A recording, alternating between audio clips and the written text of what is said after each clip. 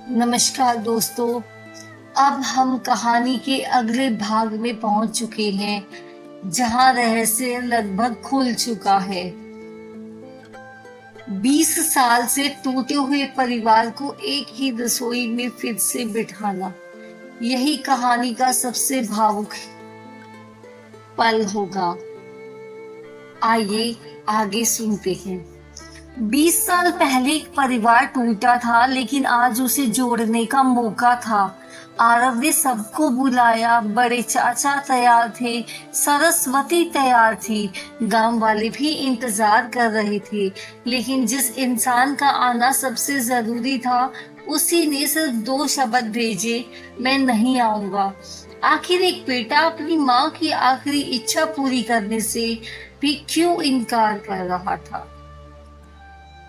सुबह के 7 बजे थे। आरव बार बार अपने मोबाइल की स्क्रीन देख रहा था। तीनों चाचाओं में से 2 का जवाब आ चुका था। बड़े चाचा अशोक ने लिखा था, मैं जरूर आऊंगा। मंझले चाचा ने भी सिर्फ इतना लिखा, अगर माँ की बात है तो मैं जरूर आऊंगा। लेकिन पिता का जवाब अलग था, मैं नहीं आऊंगा, बस इतना ही। ना कोई वजह, ना कोई सफाई। आरव ने तय किया, अब बातें संदेशों से नहीं होंगी। वह सीधे अपने पिता के घर पहुंचा। दरवाजा खुला था। आंगन भी वैसा ही था जैसा बचपन में देखा करता था, लेकिन घर में अजीब सी खामोशी थी। पिता बरामदे में अकेले बैठे थे, हाथ में चाय का कप, लेकिन चाय ठंडी हो चुकी थी। आरव धीरे धीरे उनके पास बैठ गया। कुछ मिनट तक दोनों चुप रहे। फिर आरव बोला, पापा आप क्यों नहीं आना चाहते। पिता ने सामने देखते हुए कहा, कुछ रास्ते एक बार छूट जाए तो वापस नहीं चलते। आरव ने शांत स्वर में पूछा, या फिर हम वापस चलना ही नहीं चाहते। पिता ने पहली बार उसकी तरफ देखा। उनकी आंखें लाल थी। पिता ने धीमे स्वर में कहा, तुमने सिर्फ दादी की चिट्ठियां पढ़ी हैं, कभी मेरी चुप्पी पढ़ने की कोशिश की है तुमने। अरब चुप हो गया। पिता बोले, उस दिन जब बड़े भाई घर छोड़कर गए, सबको लगा मैं गुस्से में हूँ, लेकिन मैं तो डर गया था। जो 20 साल तक साथ रहा, मुझे लगा अब यह घर कभी पहले जैसा नहीं होगा। माँ ने कई बार बुलाया, मैं दरवाजे तक गया भी, लेकिन हर बार लौट आया। आरव ने हैरानी से पूछा, क्यों। पिता की आवाज भरा गई, क्योंकि मुझे शर्म आती थी। जिस दिन झगड़ा हुआ, मैंने गुस्से में माँ की बनाई खीर की कटोरी जमीन पर फेंक दी थी। आरव की सांसें रुक गई। उसने कभी यह बात नहीं सुनी थी। पिता रो पड़े। कटोरी टूट गई, लेकिन उसकी आवाज आज भी मेरे कानों में गूंजती है। पिता ने कांपती आवाज में कहा, 2 दिन बाद माँ मुझसे मिलने आई थी। उन्होंने कहा, बेटा गलती करने वाला बुरा नहीं होता, गलती मानने से डरने वाला अकेला रह जाता है। लेकिन मैंने उनका हाथ कभी नहीं पकड़ा और वह चली भी गई। आरव अब अपने आंसू नहीं रोक पाया। उसने पहली बार अपने पिता को टूटते हुए देखा था। उसे समझ आ गया कि कुछ लोग गुस्से से नहीं, पछतावे से दूर चले जाते हैं। आरव ने अपने बैग से दादी की चिट्ठी निकाली। उसने वह हिस्सा पढ़कर सुनाया जिसमें लिखा था, जिस दिन तुम अपने बच्चों के सामने अपनी गलती स्वीकार कर लोगे, उसी दिन समझना तुम सच में बड़े हो गए। पिता की आंखें भर आई। उन्होंने कांपते हाथों से चिट्ठी छुई। माँ, उन्हें तो सब पता था। पिता अचानक उठे, अपने कमरे में गए। कुछ देर बाद एक छोटा सा डिब्बा लेकर लौटे। डिब्बा खोलकर उन्होंने आरव के सामने रखा। अंदर एक टूटी हुई चीनी मिट्टी की कटोरी का टुकड़ा था। आरव पहचान गया, यह वही कटोरी थी जिसमें उस दिन दादी ने खीर परोसी थी। पिता बोले, मैं इसे 20 साल से संभाल कर रखे हुए हूँ। हर दिन देखता हूँ ताकि अपनी गलती कभी भूल ना जाऊं। आरव ने धीरे से वह टूटा हुआ टुकड़ा हाथ में लिया। फिर पिता का हाथ पकड़ा। कहा, पिता, दादी ने रेसिपी अधूरी नहीं छोड़ी थी।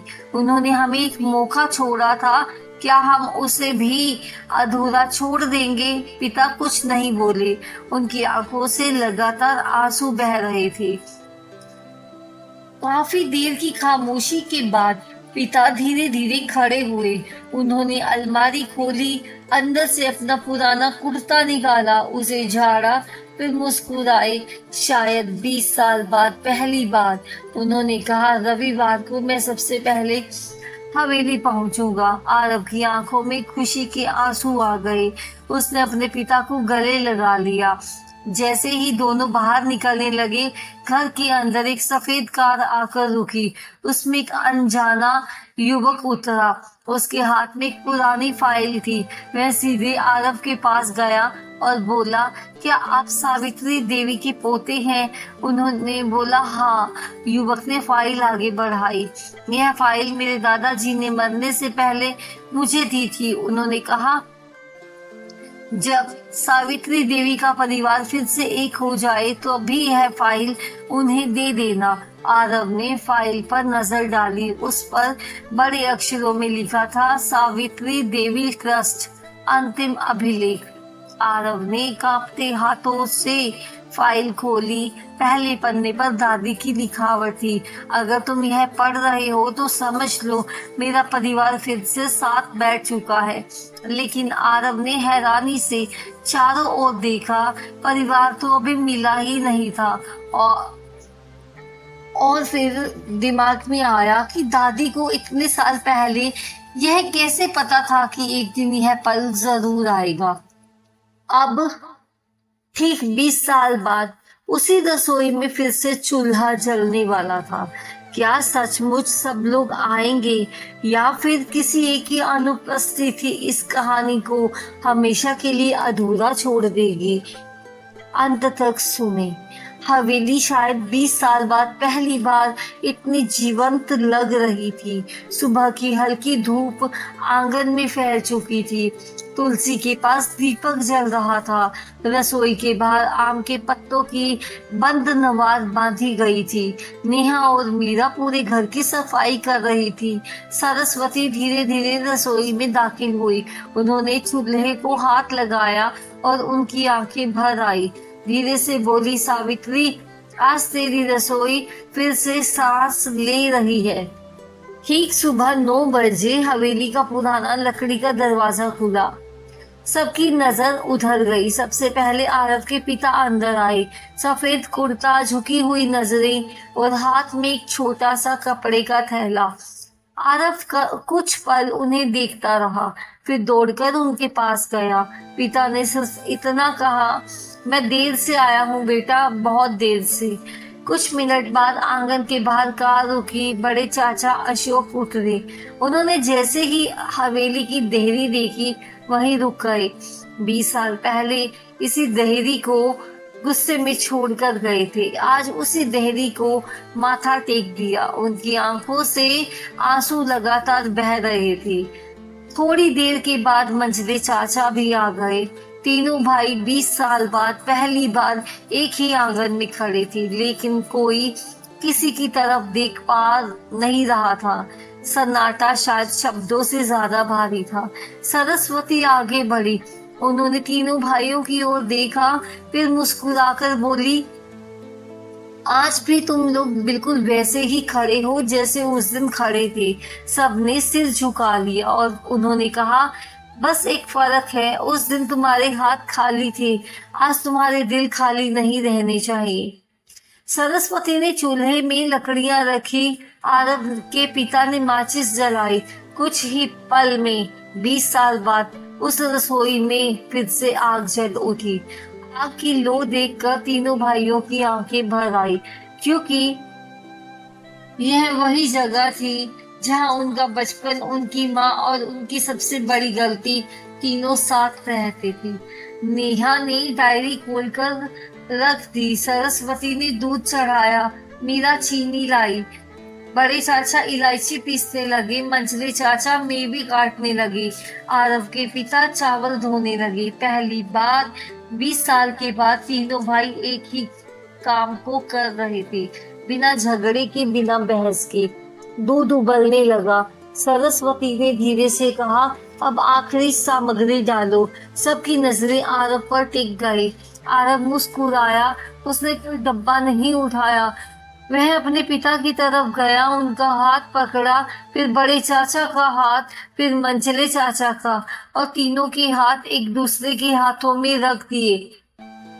फिर बोला, दादी कहती थी आखिरी सामग्री किसी डिब्बे में नहीं होती, वह रिश्तों में होती है। पूरे कमरे में सन्नाटा छा गया। आरव के पिता बड़े चाचा की ओर मुड़े, आंखों में आंसू थे। कांपती आवाज में बोले, भैया मुझे माफ कर दीजिए, मैंने माँ की खीर भी तोड़ी और अपना घर भी। बड़े चाचा अब खुद को रोक नहीं पाए, उन्होंने छोटे भाई को गले लगा लिया। फिर मंझले भाई भी दोनों से लिपट गए। तीनों भाई बच्चों की तरह रो रहे थे। सरस्वती ने मुस्कुराकर खीर उतारी, तीनों कटोरियां भरी। इस बार किसी ने पहले नहीं उठाई। तीनों भाइयों ने एक दूसरे की ओर देखा, फिर एक साथ पहला चम्मच खाया। सरस्वती की आंखें बंद हो गई। उन्होंने धीरे से आसमान की ओर देखा और फुसफुसाई, सावित्री तेरी खीर आज पूरी हो गई। उसी समय मीरा ने रसोई के कोने में रखा पुराना रेडियो साफ करते हुए गलती से उसका बटन दबा दिया। रेडियो तो चला नहीं, लेकिन उसके नीचे लकड़ी का एक छोटा सा खांचा खुल गया। उधर सबकी नजर चली गई। अंदर एक कपड़े में लिपटा हुआ छोटा पैकेट रखा था। उसके ऊपर लिखा था, इसे तब खोलना जब मेरी खीर सचमुच पूरी हो जाए। आरव के हाथ कांपने लगे। उसने पैकेट खोला। अंदर एक पुरानी ऑडियो कैसेट थी और साथ में एक पर्ची। उस पर लिखा था, मेरी आवाज शायद आखिरी बार सुनोगे। कमरे में कोई कुछ नहीं बोला। 20 साल बाद दादी की आवाज फिर से लौटने लगी थी। आरव ने धीरे धीरे वह कैसेट अपने हाथ में उठाई। बड़े चाचा ने कांपती आवाज में कहा, यह माँ की रिकॉर्डिंग है। सरस्वती की आंखों से आंसू बह निकले। उन्होंने सिर्फ इतना कहा, सावित्री तूने आखिरी चिट्ठी भी लिखी और आखिरी आवाज भी छोड़ गई, लेकिन उस रिकॉर्डिंग में ऐसा क्या था जिसे दादी ने 20 साल तक किसी को सुनने नहीं दिया। अब कहानी के अंतिम भाग में हम यही जानेंगे। अगर आप सब लोगों ने कहानी को पूरे भाव से सुना है तो अगला पार्ट मिस मत कीजिए और चैनल को जल्दी से सब्सक्राइब कर लीजिए। मिलते हैं दादी की अगली कहानी के साथ। धन्यवाद।